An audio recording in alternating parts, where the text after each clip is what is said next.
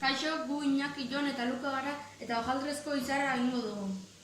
Errezeta honentzako osagaiak dira 3 hojaldre, nozilla edo nutella pote bat eta 2 arrautza. Lehenik eta behin, hojaldre bat jarriko dugu azpian base bezala. Ondoren, nozilla jarriko diogu hojaldreari gainetik. Ekintza hori berriro errepikatuko dugu.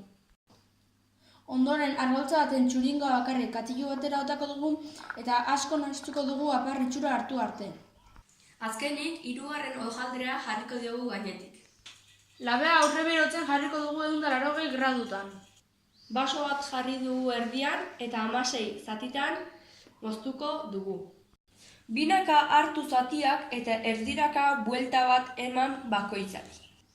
Ondoren, apar egindako arrautza gainetik bota. Labean sartuko dugu gure errezeta eta 20 minutu utziko dugu bertan berotzen. Labean 5 minutu deskantsatzen eduki ondoren jateko prest dago. On egin!